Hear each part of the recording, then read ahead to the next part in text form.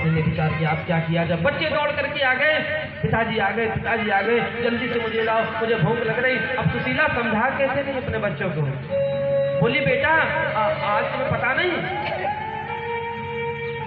आज के दिन तो बेटा एकादशी है, आज के दिन कुछ भोजन नहीं किया जाता है, आज तो जल ही पी करके केवल पूरा दिन गुजारा जाता है बेटा, इसलिए आज तो पूरे गांव में सब व्रत हैं, किसी के यहाँ कुछ भोजन नहीं बेटा, आज तो भगवान का दिन है। बोले आज व्रत रहो।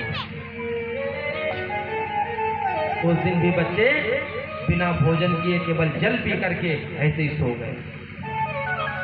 अब इधर ये दृश्य रुक्मिणी मैया देख रही और रुक्मिणी मैया से देखा नहीं जा रहा। भगवान कृष्ण से कहती है अरे प्रभु ये मैं क्या देख रही हूँ, आपका परम भक्त है सुदामा और आप सुदामा के लिए ऐसा क्यों नहीं कुछ कर देते कि सुदामा के पास सब कुछ हो जाए।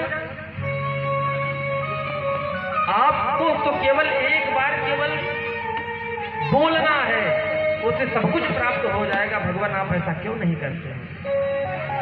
भगवान कहते हैं रुक्मिणी से अरे देवी ये मेरे बस की बात नहीं है, मैं तो बहुत कुछ करना चाहता हूँ, मैं तो ये चाहता हूँ कि सुदामा मेरे स्थान पर आ जाए, मैं सुदामा के स्थान को प्राप्त कर लूँ। रुक्मिणी मैया कहती है अच्छा आपका मित्र आप कुछ नहीं कर सकते। बोले मैं कर सकता हूँ लेकिन मैं भी किसी बंधन में हूँ। रुक्मिणी मैया कहते ठीक है आप नहीं करते तो मत करो, आपके अंदर करुणा नहीं है, मैं करूंगी। बोले हाँ तुम ही करूंगा। अब जब दूसरे दिन फिर पुनः भिक्षा मांगने के लिए गए, एक घर में गए मना हो गया, दूसरे घर में गए वहां भी मना हो गया, तीसरे में गए वहां भी मना, चौथे घर में गए वहां भी मना। जब पांचवें घर में पहुंचे तो जैसे ही उसकी यहाँ बड़ी सुंदर खीर बनी थी, वो दरवाजे पर जैसे ही मना करने के लिए आई तब तक रुक्मिणी मैया के द्वारा भेजी गई योग माया उस स्त्री के हृदय में प्रवेश किया और उसने तुरंत कहा अरे साधु महात्मा थोड़ी देर रुक जाओ, मैं आपके लिए सुंदर सी खीर लेकर आता हूँ।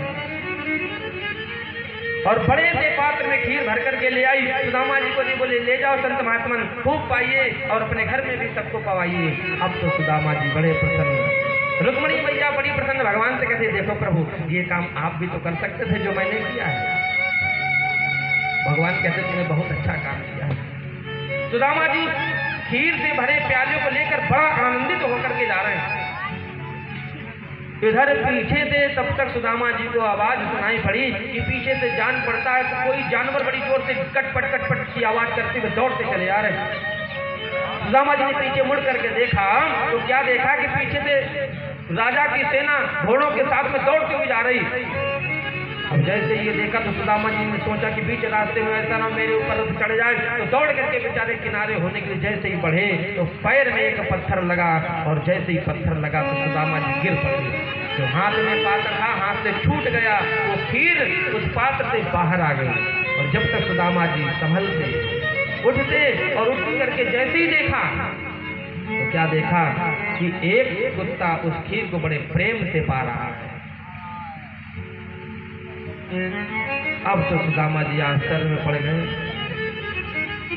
इधर ये दृश्य जब देखा रुक्मिणी जी ने तो भगवान से कहती प्रभु ये क्या देख रहा हूं मैं। भगवान कहते क्या तुम ये केवल